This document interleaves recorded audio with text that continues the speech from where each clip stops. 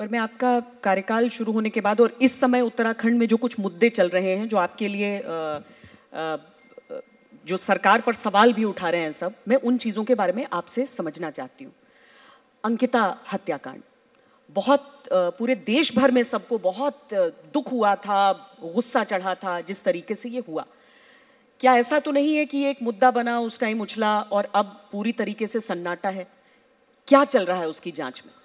देखिए, ये बहुत ही जघन्य और घिनौना कृत्य था और इस पर पूरे देशवासियों को, उत्तराखंड वासियों को, सबको बहुत गुस्सा था और सबके मन में एक बहुत बड़ी पीड़ा थी कि इस प्रकार का कृत्य हुआ है। उसको लेकर हमने तत्काल कार्रवाई करी। सबसे पहले हमने जो भी उसमें आरोपी थे उन सभी को जेल के अंदर करा। सारी पुलिस के उसी दिन गिरफ्तार किए गए। वहीं पर हमने एक एसआईटी का गठन किया और एक लेडी ऑफिसर के अध्यक्षता में हमने उसमें एसआईटी की जो जांच है वो प्रारंभ करी और तेज़ी से जांच चल रही है और बहुत तेज़ी से काम हो रहा है उस पर कहीं भी 1% का भी किसी भी प्रकार की कोई ढील हम नहीं देने वाले हैं। जो भी अपराधी हैं वो जेलों के अंदर हैं और उनके ऊपर जो सख्त से सख्त कार्रवाई हो सकती है वो सख्त कार्रवाई करने के लिए हमारी सरकार तत्पर है, हमारा प्रशासन तत्पर है और हम पूरा हमारा रहेगा कि हर प्रकार से उनको जो है, जो सज़ा है वो कठोर से कठोर सज़ा मिलनी चाहिए। क्योंकि वीआईपी का जिक्र आया, उसके बाद हुआ कि रसूख वाले होंगे, उनके खिलाफ कार्रवाई नहीं होगी। ये न केवल विरोधियों ने आरोप लगाए बल्कि लोगों के मन में यह आशंका बनी रही। तो एक तेजी से कार्रवाई होती है सर और एक होती है समयबद्ध कार्रवाई। क्या आप खास ध्यान रख रहे हैं इस केस पर? नहीं, बिल्कुल। देखिए, ऐसा है कि जैसे ही हम लोगों की जानकारी में ये आया, तत्काल जो भी आरोपी थे उनको जेलों के अंदर डाला गया। वो अभी भी जेलों में बंद हैं। उनके खिलाफ जो चार्जशीट है उस सारे तथ्यों को इकट्ठा करके हमारी एसआईटी उस पर काम कर रही है और सारे तथ्य इकट्ठा करके जो कठोर से कठोर उनको सजा हो सकती है, कारावास हो सकता है या जो भी सबसे कठोरतम कार्रवाई हो सकती है, हम उसके लिए तत्पर हैं और बिल्कुल संकल्पबद्ध हैं कि हम उस पर कार्रवाई करेंगे। किसी को छोड़ा नहीं जाएगा। दूसरी जो आपके लिए विकट स्थिति है इस समय, वो युवाओं का रोष भर्ती घोटाले को लेकर। उसको लेकर आप कोई आश्वासन दे पाएंगे उत्तराखंड के युवाओं को? नहीं, देखिए, ये जो भर्ती घोटाला है, कई बार लोगों को लगता है कि ये घोटाला पुष्कर सिंह धामी के मुख्यमंत्री बनने के बाद तो नहीं हुआ। ये भर्ती घोटाला, अच्छा है कि ये प्रश्न आपने इतने बड़े मंच पर पूछ लिया आज तक के एजेंडा में, तो इससे मैं समझता हूँ कि पूरे देश के अंदर और विदेशों में जो भी हमारा चैनल देख रहे होंगे उन सभी तक बात पहुँचेगी। ये जो भर्ती घोटाले की बात है, ये इस समय की भर्ती घोटाले नहीं है कि कोई मेरे मुख्यमंत्री बनने के बाद ये भर्ती घोटाले हुए हों। ये भर्ती घोटाले 2014-15 से चल रहे थे और हर बार इनके खिलाफ आवाज़ उठती थी, हर बार शिकायतें होती थी, हर बार जांच की बात आती थी, लेकिन जांच नहीं होती थी। इस बार भी ये बात आई। अभी कुछ महीने पहले जुलाई अगस्त के महीने में ये बात उठी और हमने प्रारंभिक जांच करवाई। हमने कहा कि प्रारंभिक जांच पहले करते हैं और प्रारंभिक जांच में हमें लगा कि इसमें गड़बड़ियां हुई हैं, तो हमने उत्तराखंड की पुलिस को, एसटीएफ को हमने इसकी जांच की जिम्मेदारी दी और आज लगभग 55 लोग इस भर्ती घोटाले में अभी तक जेल में जा चुके हैं और हमने कहा है कि जब तक अंतिम आरोपी इसका जेल में नहीं जाएगा तब तक ये जांच चलती रहेगी और इसमें कठोर कार्रवाई हमने गैंगस्टर लगाए हैं और अन्य धाराओं में उनकी जो संपत्तियां थी उनको कुर्क करने का आदेश दिया है। जितने भी लोग शामिल थे सबके खिलाफ कार्रवाई हुई है और कार्रवाई चल रही है। और यह इसलिए भी जरूरी था कि एक गरीब माता पिता के बेटे और बेटी के पास अगर सबसे बड़ी कोई संपत्ति होती है, सबसे बड़ा कोई धन होता है, तो उसकी शिक्षा होती है। शिक्षा के बल पर उसको आगे बढ़ने का अवसर मिलता है।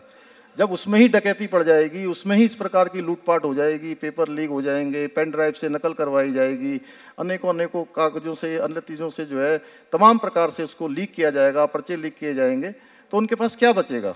इसलिए हमने इसमें कठोर सजा का, कठोर जो कार्रवाई है उसका प्रावधान इसलिए किया कि भविष्य में कोई भी इस प्रकार की जो है कृत्य करना तो बहुत दूर की बात, उसके सोचना भी बहुत भारी पड़े। ये बहुत ज़रूरी है, अच्छी बात है।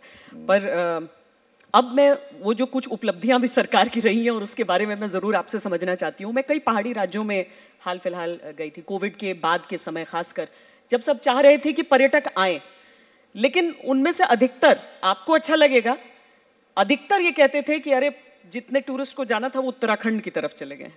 कुछ खास किया सरकार ने, या फिर लोग अपनी भक्ति से विवश होकर गए हैं वहां पर केवल? देखिए, सबसे बड़ी बात क्या है कि इस बार की जो हमारी यात्रा थी, चारधाम यात्रा, चारधाम यात्रा इस बार हमारे लिए बहुत बड़ी चुनौती थी, क्योंकि 2 साल के बाद ये यात्रा चल रही थी और बहुत दबाव हमारे ऊपर था। केदारनाथ जी की जो कैपेसिटी है, आप तो स्वयं जाके आपने देखा है कि 6,000, 7,000, 8,000 लोग वहाँ रुक सकते हैं, अधिकतम रुक सकते हैं तो 10,000। लेकिन जिस दिन कपाट खुल रहे थे उस दिन 25,000 लोग वहाँ पहुँच गए। तो हमारे लिए भी बहुत कठिन समय था कि किसी प्रकार से हम सुरक्षित तरीके से उसको करवा पाएँ।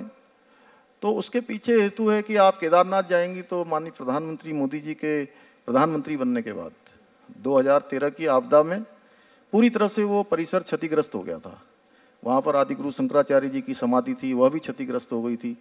अभी नया केदार बन गया है, भव्य केदार, दिव्य केदार। धीरे धीरे 1 साल बाद आप जाएंगे तो आपको वहाँ का बिल्कुल नज़ारा बदला हुआ मिलेगा। इसी प्रकार से आप बद्रीनाथ जाएंगी, मास्टर प्लान पर वहाँ काम चल रहा है और हमने समय सीमा तय की हुई है कि बद्रीनाथ का मास्टर प्लान और केदारनाथ का पुनर्निर्माण दोनों हम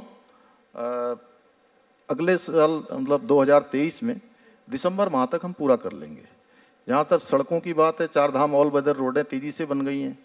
इन पर 2 घंटे में सफर पूरा हो जाएगा ये दिल्ली से?